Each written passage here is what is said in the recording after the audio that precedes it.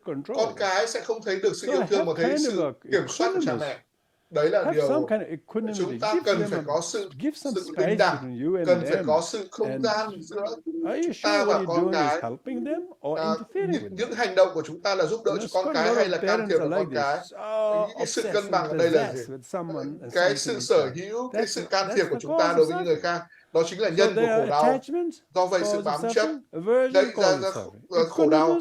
Tham lam cũng rất là khổ đau, sân giận cũng rất là khổ đau, nhưng mà bình đẳng sẽ giúp cho chúng ta cảm thấy làm thế nào để chọn được con đường trung đạo, con đường trung dung. Như vậy đây là điều rất quan trọng. Đây là cái phần tiền hành, phần sơ khởi, cái phần nền tảng. Nếu như mà chúng ta không có cái nền tảng, chúng ta xây cái nhà 5 tầng, 6 tầng, chúng ta sẽ không thể xây dựng cái tầng 1 được. Như vậy chúng ta cần cái nền móng tốt. And so now the main bây giờ meditation thì cái phần thiền định chính Dzambala về start with reciting Phật Tài Bảo, chúng ta tụng, start with the visualizing in the quán center tưởng of Haya trung tâm của tim, of a multicolored lotus flower. bông hoa sen nhiều màu. Lotus flower bông hoa sen nhiều màu có nghĩa là flower that usually bông hoa have sen 8 petals, thường có 8 and cánh, the yellow và and the red cánh màu and vàng, green đỏ, and blue xanh, are cánh trời kind of alternated in the flower. Các màu để chuyển hóa như vậy.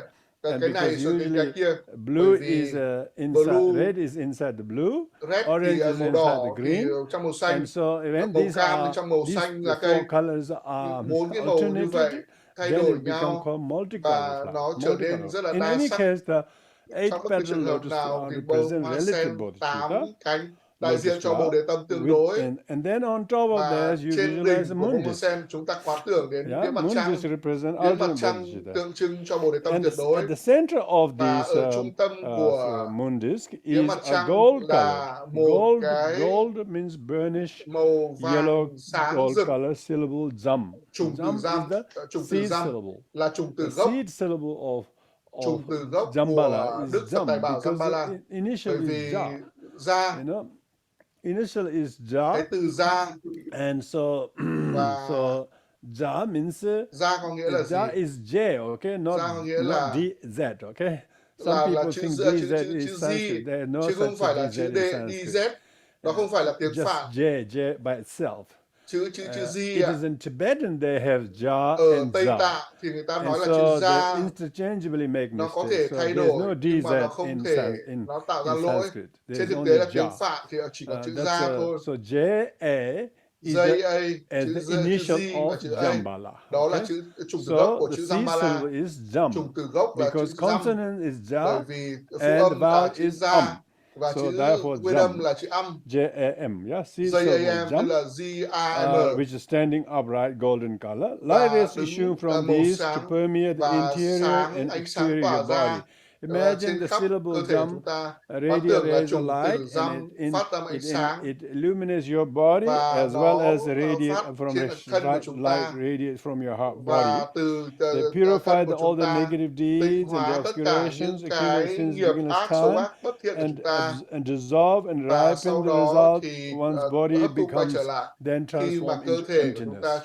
So that's in this case how this is the dissolution of your ordinary gross body. When you recite the Om Swabhava Shuddha Sarva Dharma Swabhava Shuddha Ahang. So that mantra literally start with Om. All mantras start with Om, which means homage. Of course, here is the homage to the emptiness. And then Swabhava means by nature. Swa means by its conduct, by its own conduct or by its own nature. Shuddha means pure. So by its own nature, pure. What is pure? Sarva Dharma. Sarva means all. Dharma means phenomena. All phenomena are by nature pure. Các hiện tượng đều bản tánh là đều thanh tịnh. Means by nature. Shuddha is pure. Shuddha, and then the Shuddha, A becomes O, because that's the euphonic combination of Sanskrit vowel A followed by A, and you know, they therefore becomes trở thành O. chữ So O. Ahang, Shuddha Ahang. Ahang means I am.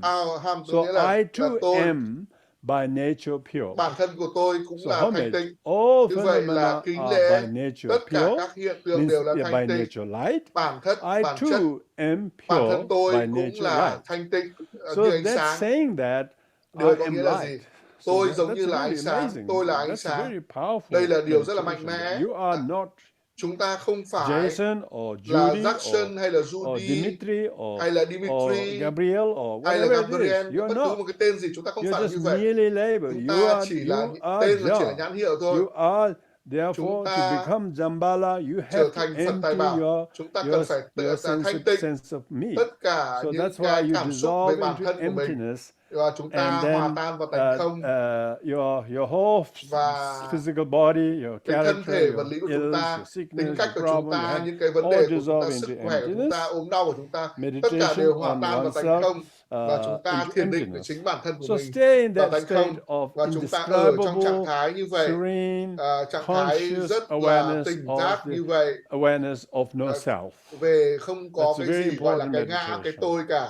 You should say that and Chúng ta cần phải always, nói rằng whatever reading on bất cứ điều emptiness, gì chúng ta đọc whatever về tánh teaching on không, bất cứ emptiness một cái you've giảng pháp heard, nào về tánh không, and you couldn't find the self chúng ta không thể either thấy được cái bản thân của outside mình, or nó inside, ở bên trong hay bên or that ngoài, is developed hoặc là được phát self-arisen or triển arisen from the other, or từ cái arisen này hay from cái kia, non-cause, or từ cái không có you nguyên can't nhân find nào, any chúng self. ta sẽ So không tìm thấy therefore, được cái gì you are được gọi là light. cái tôi.